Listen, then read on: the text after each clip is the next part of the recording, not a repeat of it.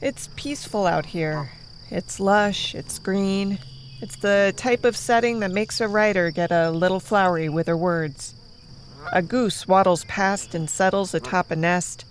Deer gather beyond the trees that line the winding road leading past man-made ponds topped with healthy films of green algae. You can see the occasional bubble reach the water's surface, evidence of life below. It's a beautiful day to visit a nature preserve. I'm here in Crosby Township in Hamilton County, Ohio, 23 miles north of the Enquirer building, which is where I work in downtown Cincinnati. My reporting partner, Amanda Rossman, is with me, as are two more colleagues. It's safe to say this is one of the more pleasant assignments we four journalists have had in a while. But as happens so often when telling a tale involving someone's death, things aren't quite what they seem.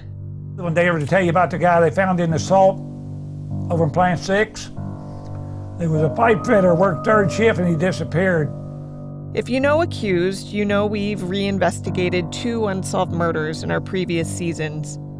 This episode marks the beginning of season 3, but the story here is unlike any we've reported before. Yes, at its center, there is still a death. And yes, the initial investigation into that death was far from comprehensive. But this story is about much more than the end of one person's life. It's also about deadly government secrets that took decades to come to light. Secrets that some people believe got a man killed.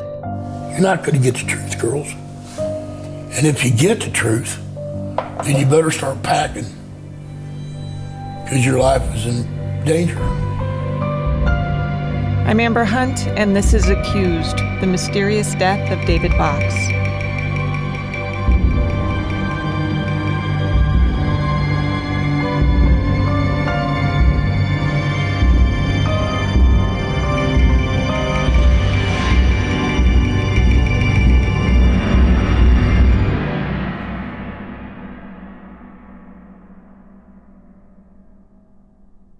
Accused is sponsored by Third Love. You wear your bra every single day. It should be comfortable. That's why I love Third Love, because they make the best, most comfortable bras I've ever worn. They use data points generated by millions of women like me who have taken their Fit Finder quiz to design bras with breast size and shape in mind for a perfect fit and premium feel. Third Love offers more than 80 sizes, including their signature half-cup sizes. Go online and take the Fit Finder quiz for yourself. You've got 60 days to wear your bra, wash it, and put it to the test. If you don't love it, return it, and they'll wash it and donate it to a woman in need. In fact, Third Love donates all their gently used return bras to women in need, supporting charities in their local San Francisco Bay Area and across the United States. So far, they've donated over $15 million in bras. Third Love knows there's a perfect bra for everyone. So right now, they're offering Accused listeners 15% off your first order. Go to thirdlove.com/accused now to find your perfect fitting bra and get 15% off your first purchase. That's thirdlove.com/accused for 15% off today. It's on the site of that nature preserve in rural Ohio where the story begins more than 35 years ago. Back then, there were no geese or deer on the land. The man-made ponds that exist today are actually the footprints of a series of industrial plants that once stood there. The place was called the Fernald Feed Materials Production Center. It was the area's biggest employer, and because of that mouthful of a name, as well as the red and white water tower emblazoned with a checkered board design that loomed overhead, a lot of people in the town assumed its workers made dog food. It looked like a Purina company logo, checkerboard pattern. The employees who worked there, of course, knew better. This was no pet food company. It wasn't an offshoot of Purina. It was a uranium processing plant run by the government as part of the arms race of the Cold War. Workers for National Lead of Ohio, or NLO, staffed the plants, and when they were hired, they signed documents promising to keep their mouths shut about precisely what they did there. When I first started working in '82, you had to sign an agreement. You wouldn't talk about anything that you did there. Under penalty, I think it was $10,000 and 5 years in prison. That's John Sadler, a 20-year employee. He eventually was promoted to management, but in the 80s, he was a regular employee just like David Box. The two weren't close friends, but they knew each other, he says. He just kind of kept to himself, I'd say pretty much. But I mean, he got along with everybody and he was just a fellow worker, and wasn't no problem. But I don't think he was really real outgoing, like some people are. But everybody liked him. He did his job, and like we all did. Ask John Sadler about David's case, and he takes you back to June 19th, 1984. That's the day he arrived to work a morning shift at Fernald and learned that something strange had happened. Sadler worked in Plant 6, which was the metals fabrication plant.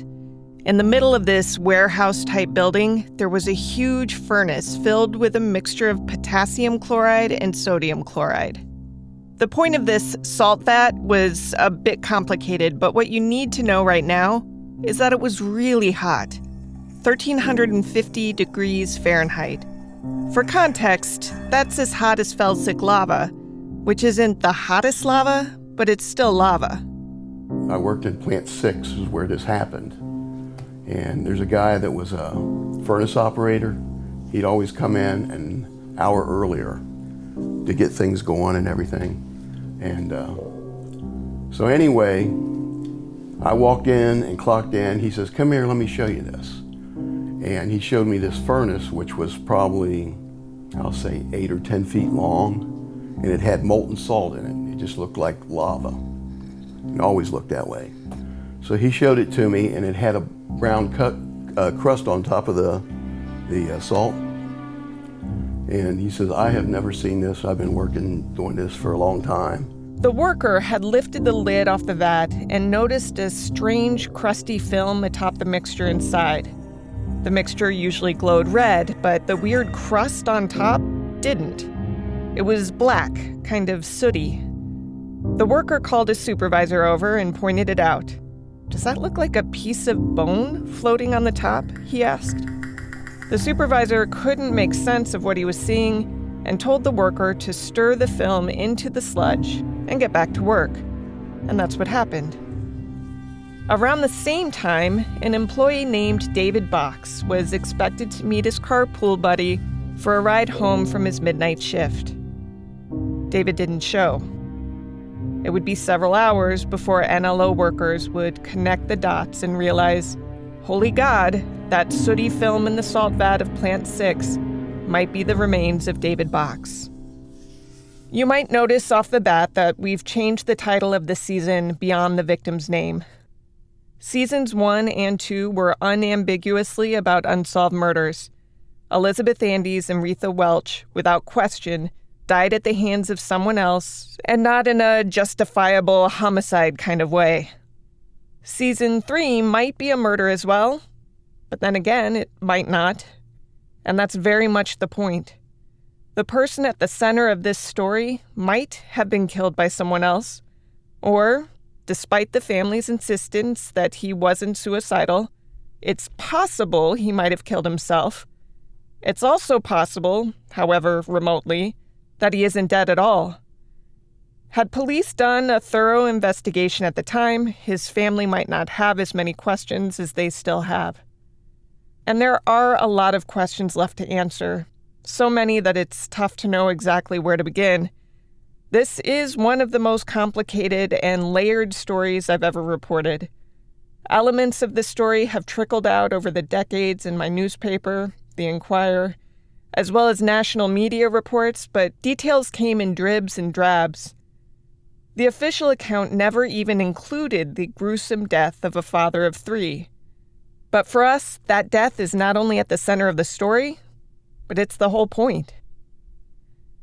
Some of you, no doubt, were not only alive, but alive and even paying attention in June 1984. For those who weren't, a quick history lesson. Cyndi Lauper was number 1 on the Billboard charts with Time After Time. The classics, Ghostbusters and Gremlins, had just hit theaters, and Ronald Reagan was wrapping up his first term as president. All right. I am deeply honored that you have allowed me to serve you for these past 4 years. If you think we hear a lot about Russia these days, time traveling to the 1980s wouldn't change much on that front. Though back then, Russia was part of the Soviet Union, so you'd have to get used to hearing the old umbrella term for several Soviet republics. Tensions between the US and the USSR were boiling. That'll happen when the two most powerful nations on Earth are trying to figure out who wins the future. The resulting conflict was called the Cold War, which had dragged on for decades and seemed to be coming to a head. The U.S. boycotted the 1980 Olympics in Moscow, and around the time David Box disappeared, the Soviet Union had just announced it would be boycotting that summer's Los Angeles Olympics. If the tit for tat had just been confined to sports, Fernald might not have been home to a uranium processing plant. But it wasn't confined to sports. The U.S. and its allies for years had busted tail to create the biggest, deadliest nuclear bomb imaginable in hopes of doing it before their enemies did. Reagan was elected in part because he promised to stand tough against these adversaries. Standing tough meant building bombs, and building bombs required uranium. As such, locations all across the country manufactured one component or another for the arms race. We'll get into this more in a later episode, but in short, Fernald's component was processing uranium. That's a high-density metal found in rocks that kicks off ridiculous amounts of energy. Its slow radioactive decay is where most of the Earth's heat comes from. In short, it's powerful stuff. At the Fernald plant, this powerful stuff was refined and shaped and otherwise processed before being shipped to another plant that did other things. No one plant was responsible for making weapons start to finish, but there were dozens of plants that handled steps along the way. David Box was a pipe fitter at Fernald. He didn't do anything with uranium itself, but rather, he worked on the machines that did the processing. Those machines were spread out in about a dozen different buildings called plants, and those plants made up the Fernald complex.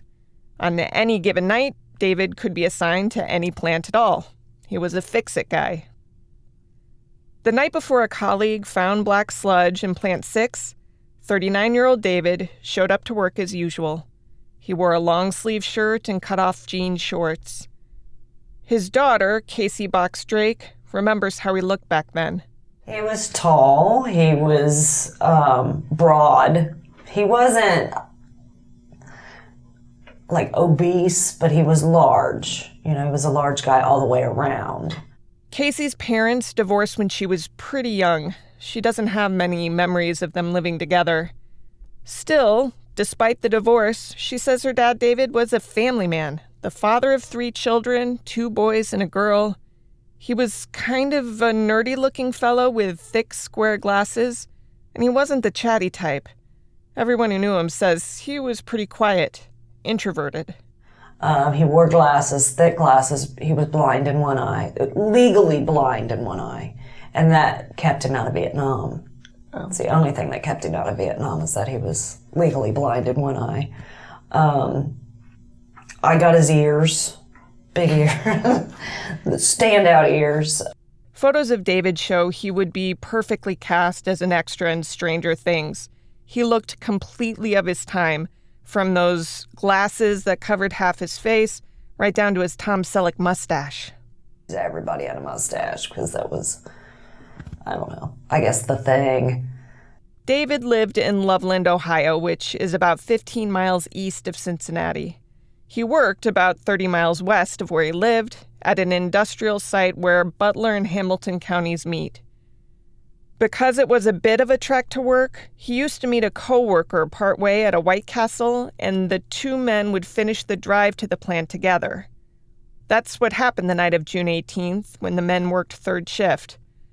But this night, something strange happened. When the shift ended, David didn't rejoin his coworker to be driven back to his car.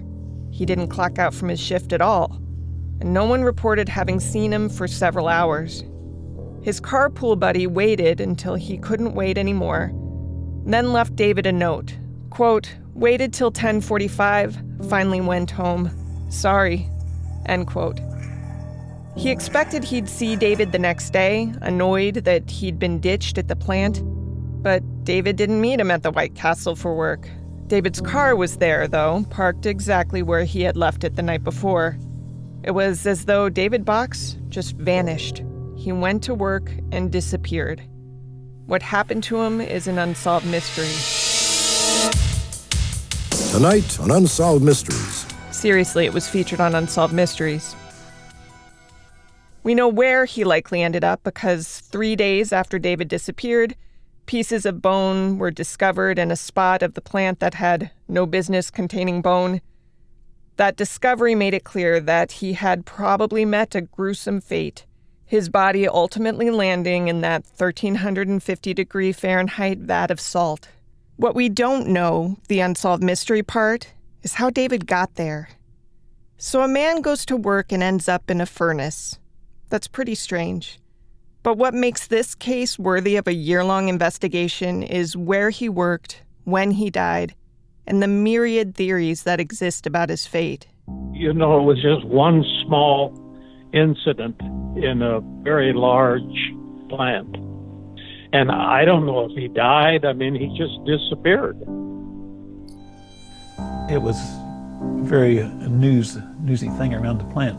I mean, everybody had their own ideas. If he jumped the fence in the middle of the night or escaped or went in one of the furnaces, but everybody had different ideas. But they claim he committed suicide and crawled in that furnace.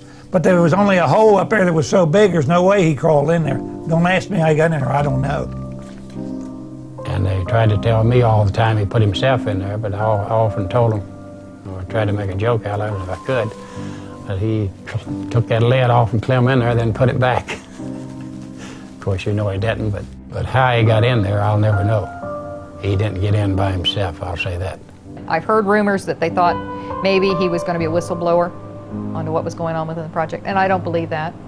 I think he either got into an argument with somebody that night and was inadvertently killed, and the person tried to cover it up, or he came across something he shouldn't have, and the person placed his body using a hoist inside the furnace over in the rolling mill.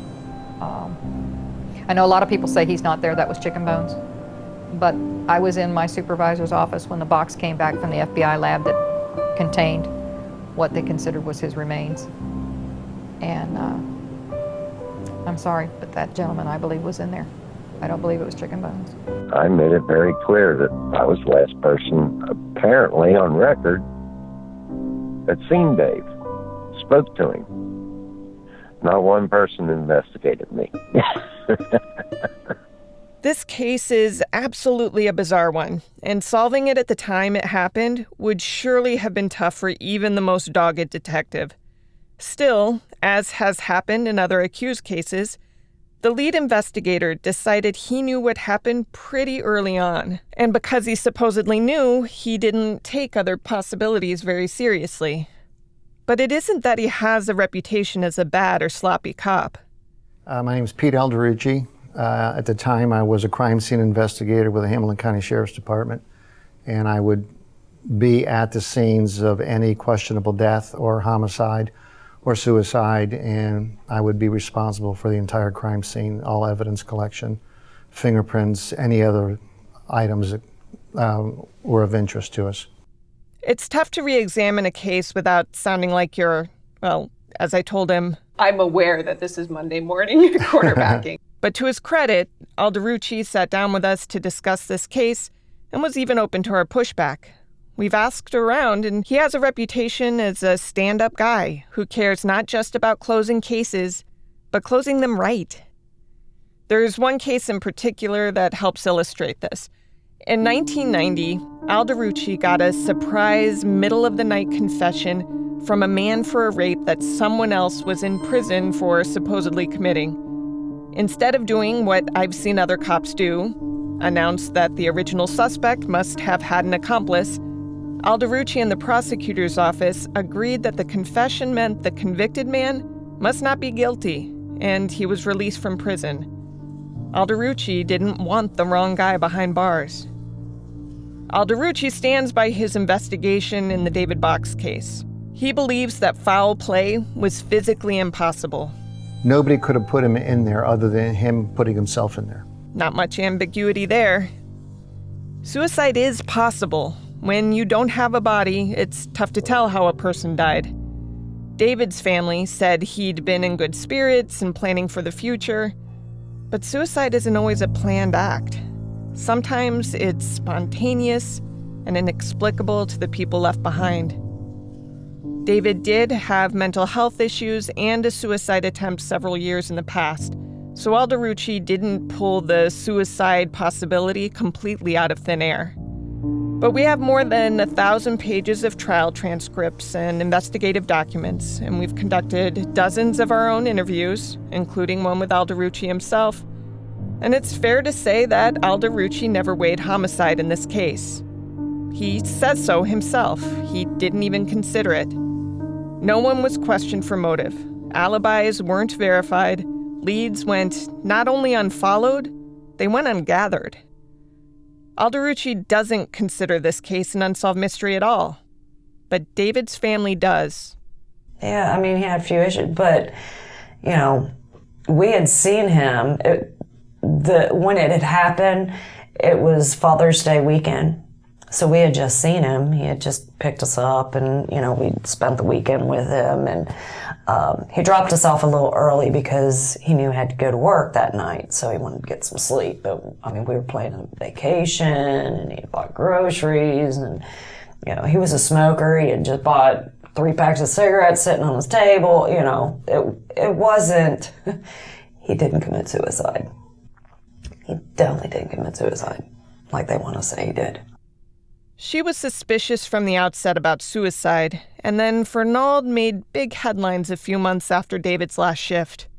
Ever since that, Casey has been certain her dad was murdered. The first headline ran in December 1984 on the front page of the Cincinnati Enquirer. It read, "NLO checking possible uranium leak." Here's how the story begins. Unacceptably large amounts of uranium dust may have escaped from NLO's Fernald Uranium Processing Plant in northwest Hamilton County, NLO spokesman George Smith said Monday. If it really happened, the uranium slipped by a flawed filter and pressure monitor in a work area exhaust system for 3 months, Smith said. But it may not have happened, he added. Spoiler alert, it did happen, and it helped lead to the plant shuttering just a few years later. The way that story was falsely tempered, maybe something happened, but then again, maybe it didn't, was a sign of things to come. Company and government officials habitually downplayed any concerns to the point of outright deceit. So now you have a man who goes to work at a uranium processing plant and ends up in a furnace just months before stories break that ruin the company. You have a death that was treated straight away as a suicide, and you have officials minimizing what's really happening at the plant. It's no wonder David's family has questions. You know, you gotta do what you gotta do. You know, I mean, but it's always there. There has not been, and I hate this word, closure. I hate that word. You hear people using that all the time, I need some closure. But, you know, I don't have a place to go and mourn if I wanted to or anything like that.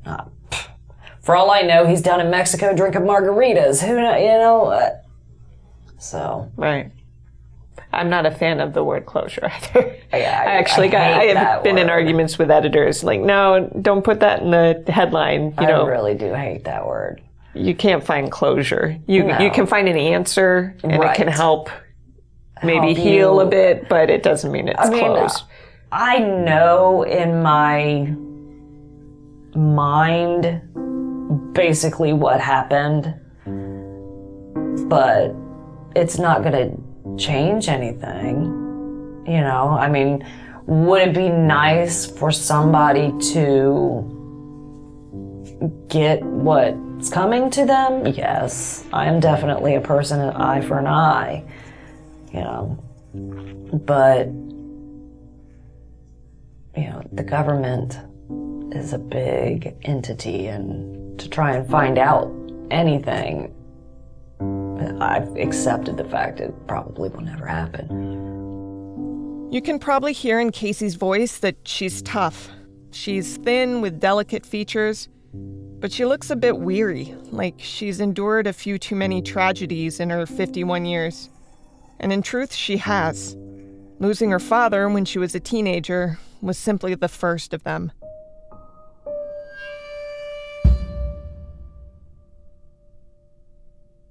Excuse this quick break. The episode you're listening to now was released already on our Patreon page at patreon.com/accused.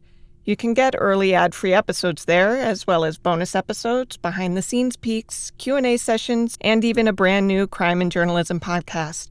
If you like what we do here, consider joining us over there. Again, for this content and more, support us at patreon.com/accused. When I report a case, the first thing I want to know is who precisely I'm reporting about. With Season 1 of Accused, we put Beth Andy's photo front and center to make sure she was at the forefront of our minds. Her photo is still by our desks. This time, David's photo is on our wall too, though he's been tougher to flesh out. It's not that he didn't affect people in his 39 years, but a lot of his family is dead. His kids remember him, of course. His son Tony told me that he keeps his dad's childhood baseball glove on the dashboard so he sees it every day. But his kids were young when he died. They never got the chance to know him as a real person.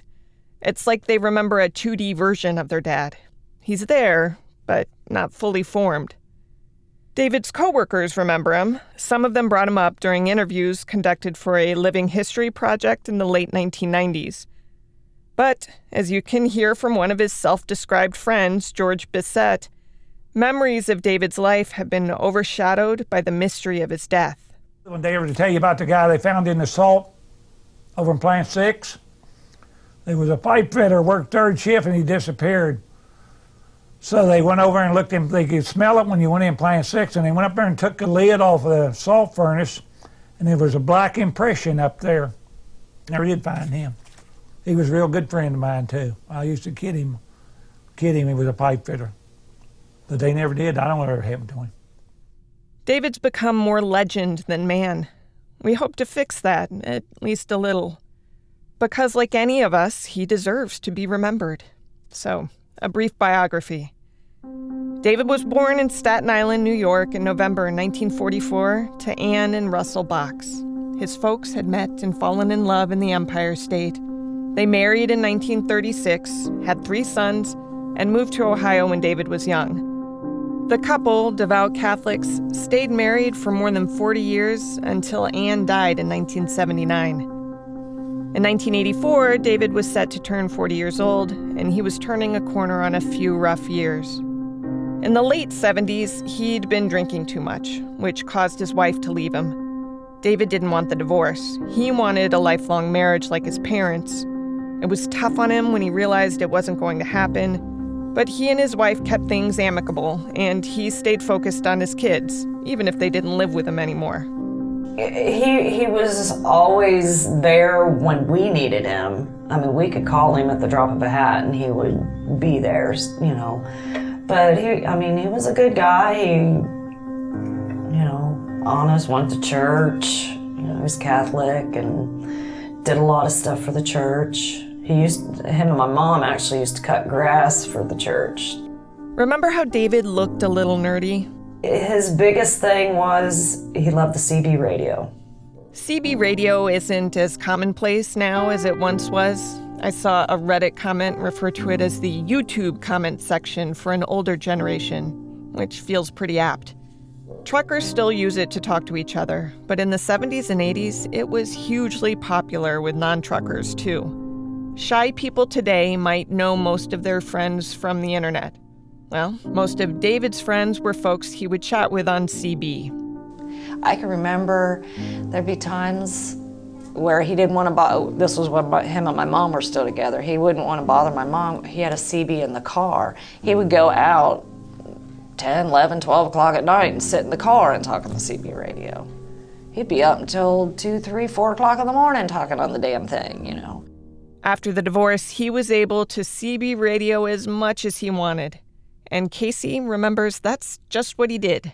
And he would get on the CB at all hours of the day and night and just talk to people all over the place. He had a group of people locally that he would talk to, and then every so often they'd have like a picnic or something and all get together so they could see face to face. But, you know, he was always so proud that he had talked to somebody in Australia. He was able to reach that far, so he did a lot of CB talking. Tony Box remembered that his dad's handle was Easy Rider, lifted from the classic Peter Fonda film. Casey said he used to talk with a woman who called herself Fancy. So, yes, their dad was quiet, and his in-person friendships were limited. But his kids don't think he was lonely. He's a very reserved person. Unless he had a CB, he was a CB fanatic, man. Tony was older than Casey when his dad died. In fact, he was married to his high school sweetheart, to whom he's still married today. One of his favorite memories of his dad begins on Christmas when Tony was 14. He loved music and was determined to play guitar. That's Tony, not David, who wasn't much of a music fan. Tony had bought a cheap guitar and asked his parents for new strings for Christmas. They came through, but while Tony was restringing the instrument, he somehow lost his grip, and when it hit the ground, the neck broke. Tony bawled. He was heartbroken. His dad heard from Tony's mom just how upset he was, so David took him to the music store and gave him his pick. And he said, "So you like Strats, right?" And, well, come on, let's go find one. I had one in my mind that I was thinking about. And when I finally found it about a month after we first started looking, it was at Midwest Music. He made sure, yeah, go ahead, we'll take it. Tony still has that guitar today. One of Casey's favorite memories also centers on a holiday. He had a comical side to him. He liked to joke around. And what kind of jokes? I mean, just stupid stuff, like at Easter, instead of calling it the Easter Bunny, it was the Easter Pig. You know, he'd have the Easter Pig call us, which was his dad. I knew it was his dad. I mean, I knew it was my grandpa, but he'd have his dad call us on the phone and act like the Easter Pig. The day leading up to her father's disappearance, Casey had spent time with him. It was such a normal, uneventful visit that she doesn't remember much about it, even though it was the last time she ever saw him. She does recall her dad got excited about his plan to take the kids to Florida for vacation. The next time he saw them, the plan was to load them up in the car and start the 12-hour drive. But that was next time. This night, he had to get ready for work. He dropped the kids off a little early so he could nap before his midnight shift. The next day, Casey went with one of her brothers and her mom's boyfriend to Churchill Downs, the racetrack known as the home of the Kentucky Derby. Casey's mom had stayed home. If you've been to a racetrack, you know they can be pretty loud places. Over the din, Casey heard an announcement on the PA system. I can remember telling my mom's boyfriend, "They just paged you." And he's like, "No, they didn't. No, they just paged you overhead." The boyfriend never heard it himself and wouldn't take Casey's word for it, so the trio never returned the call. Ended up staying for the whole races, and then when we got back, my mom was waiting for us when we got back and told us that he was missing. "What do you mean missing?" We're like, "Well, and she told me the story. You don't get lost at work. Yeah. He went to work and they can't find him. The news didn't seem real, and it certainly didn't seem final. As far as his family knew, David could reappear at any moment with a story about getting fed up with work and deciding to quit on the spot. Or he could be found pinned beneath some big piece of equipment in one of the warehouses. Or he could show up at home after a couple days of binge drinking, confused why everyone was making such a fuss. It would be 3 or 4 days before anyone broached the possibility with David's kids that their father might be dead. Nobody ever wanted to say he was dead because of the whole, who's going to be liable for it because it happened at work, So it took a lawyer getting paperwork from a judge to say that he was dead. And that was probably a couple weeks, at least. I just remember my mom telling us that he was missing, but... That's kind of a protracted way to find out something that traumatic, right? Exactly. While David's family struggled to make sense of his absence, his coworkers had started searching. The Fernald complex was divided into all of those buildings called plants. As a pipe fitter, David could be assigned to any plant on any given night. The night he disappeared, he'd been assigned to Plant 8 and told to fix a meter and a valve and replace some gaskets. So Plant 8 was naturally one of the first places his coworkers searched. Most of the work he had been assigned was finished, but there was no sign of David. So they was checking there. Of course, they checked the whole site, checked for him. That's one of David's former coworkers. My name is Melvin Cleeter, MELVIN-CLEETER. People called him Doc. He was interviewed for that living history project mentioned earlier. Everybody had their own ideas. If he jumped the fence in the middle of the night or escaped or went in one of the furnaces. The morning after David went missing is when a coworker noticed the strange sooty film in the vat. Workers would dip uranium ingots into the mixture of potassium chloride and sodium chloride, which was kept hot enough to alter the molecular structure of the radioactive metal. In short, the slurry's high temperatures allowed the uranium to be molded into whatever shape was needed. After the employee alerted his supervisor, and the supervisor shrugged off the finding and directed the sludge to be stirred, everyone moved on. But a bit later, the worker noticed something else about the salt vat. It was kept at a constant 1,350 degrees Fahrenheit. It was monitored to ensure the temperature never varied. Even when the lid was taken off and the ingots lowered into it, it only dropped a few degrees. And yet, a readout from early in the morning, right at the end of David's shift, showed 2 dips in temperature within a half-hour span. It dipped down to 1,322 degrees, then came back to 1,350, then dipped again to 1,324, and finally leveled back for good about 15 minutes later. That readout is what prompted everyone involved in the search for David to zero in on the vat.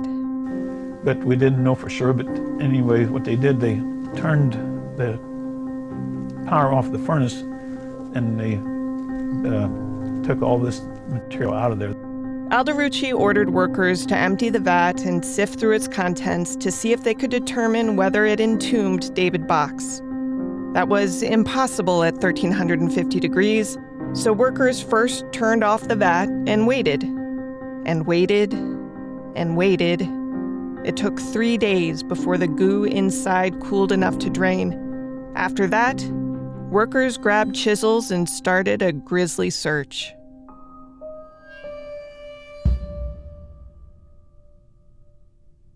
Digging through the now hardened slurry was a painstaking process.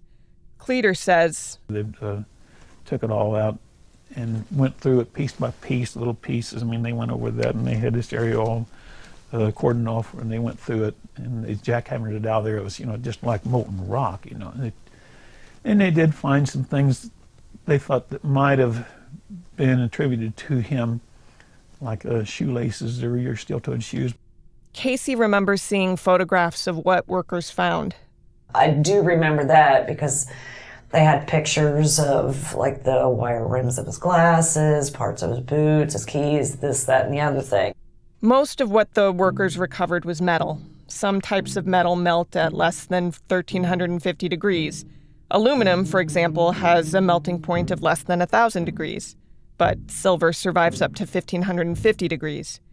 Brass, which is what a lot of keys are made of, stays intact until about 1650 degrees. Steel varies on whether it's pure or mixed with another metal, but generally speaking, it survives until about 2500 degrees. The photos showed something else, too. And they were showing us the pictures and the bone fragments, and I got up to go to the bathroom, and on my way to, I wasn't feeling good, and I ended up passing out in the hallway, and I'm, half because of coffee and half of the anxiety of, seeing all that stuff. Even after the kids saw the photographs, questions lingered. That can happen in deaths with actual bodies, and this one only had fragments of bone. And that bone wasn't identifiable. DNA testing first debuted around 1983 and didn't hit courtrooms until 1986. Back when that testing was new, you needed a good bit of biological material to make a match. The bones from the furnace were too degraded to test at the time, and today they're entombed somewhere on undisclosed government property, supposedly because they're radioactive. Without a body, rumors started swirling at the plant that David hadn't died in the vat at all, but rather had sneaked out by climbing a fence at the back of the property. Those rumors eventually reached his family. It gave them hope. Those rumors continue today, in fact. One former boss of David's told me, "We made what I thought was a thorough search in the plant, and I don't think he expired in the plant." To be clear, expired is a euphemism for death. The supervisor, named Weldon Adams, doesn't believe that David died at Fernald at all. He offered no explanation for the bones and metal found in the salt vat. Even 40 years later, Casey doesn't speak about her father with finality. As she said earlier, "For all I know, he's down in Mexico drinking margaritas." That's, of course, more wishful thinking than rooted in reality. He's never made contact with anyone. He left his home and his belongings. He didn't surface when other loved ones died in the years that followed. By all accounts, he was a doting father. His kids were his primary motivation for getting mental health treatment to begin with. The notion that he left him willingly doesn't sit well with people who actually knew him. That hasn't kept some strangers from reporting random sightings, however. After the case was featured on Unsolved Mysteries, a tipster claimed to have seen David working as a doctor in Elizabethtown, Kentucky. But it only took cursory research to find that the doctor in question was another man entirely, with a fully documented past. If David is still alive, he's in hiding, and he's a master at it. The headline about radioactive dust escaping into the air came about 5 months after David's disappearance. Never were the two stories reported in connection with each other, at least not in the mainstream press. A self-described investigative reporter who lived near the Fernald plant started loosely tying the two events together for a couple of independent newspapers he freelanced for. The reporter, named D.C. Cole, forged a friendship with David's family and wrote some stories for a now-defunct newspaper called Everybody's News that looked at Fernald and the poison it had unleashed not just in the air, but in the nearby water supply. Cole was convinced that David was a conscientious worker who had grown frustrated with the lax safety measures at the plant. He believed David had figured out that the plant was endangering workers and residents and threatened to go public with what he knew. And he believed David's plans to whistleblow were thwarted by his murder. Cole's persistence caught the attention of producers of Unsolved Mysteries. For youngins out there, it was a hit TV show launched in 1987. It's had several hosts over a few incarnations, most notably Robert Stack. Hopping from NBC to CBS to Lifetime, it was canceled in 2002, then resurrected for a few years in 2007, with Dennis Farina as the host. Despite all the changes over the years, the show's premise never varied. It always focused on cold cases and paranormal phenomena, and it always creeped the hell out of my mom and me when we watched it together, which I vividly remember doing every week. Each hour-long episode of the show featured a few different cases, meaning any given case got about 15 minutes of coverage. Landing the case on national television was a coup for DC Coal. David's daughter, Casey, shared with me a stack of emails that she and DC had exchanged in the mid-1990s, and both of them seemed optimistic that the increased exposure would at least shed light on what might have happened. We'll talk more about that and about DC Coal in future episodes. Still, Casey said she's always kept her hopes realistic. I just knew in my mind I was never going to get any resolution to it because it was a government-run plant and they don't want information, no matter what it is. They don't want it to come out. Over the past year, we've done a lot more legwork than the Unsolved Mysteries crew. No disrespect intended, R.I.P. Robert Stack. But we've spent thousands of hours on this bizarre case. We've interviewed experts and witnesses, and we've even built a replica of the salt vat. We're the first people outside of law enforcement to inspect the original police files related to the case. We have chased down every rumor we've heard, and we've done our best to substantiate or eliminate them. It's been a taxing project on us mentally, because we, frankly, knew nothing about uranium when this thing started. I really should have paid more attention to science class in high school. Now that I know what I know, I find it all kind of terrifying. That beautiful land with the deer and the man-made ponds was once teeming with chemicals that we knew even then could cause cancer. Decades after its closure, that land is still too polluted to have houses built on it. Once word got out in the mid-1980s that safety was life-threateningly lax at the site, government officials repeatedly obfuscated or outright lied to cover it up. It took determined residents and sick employees years to get the company and the Department of Energy to own up to the damage it had caused. And even then, they still managed to shirk some responsibility. A lot of workmen's comp claims were denied over the years. The plant and its secrets are one aspect of this season, and so we'll talk about all that. But our main focus is on a man who, on a summer day in 1984, went to work and disappeared. At long last, we're going to try to figure out if David Box killed himself or was killed by someone else. And if he was, why? This season on Accused. I still think he committed suicide. I'd still say 100%. We always felt that they should have actually gone after the company, but that's when we all found out that it was owned by the federal government. It just looked like hell. I mean, it just looked like what you going to look down at hell and there was a big hole in the ground. That's what it looked like. We know the groundwater was poisoned. I don't know how much we know about the radiation risk today. It seems so mundane, yet it seems so evil at the same time, or potentially evil. Okay, so even though there were scientists pointing to real hard violations of these standards, you still thought, well, they told me it's safe, so it's safe. Well, I think the interview is about over. To binge this season, go to www.wondery.com/plus. That's WONDERY.com/PLUS. To support the creators of Accused directly, go to our Patreon page where donors get bonus content and early episodes. That's at patreon.com/accused.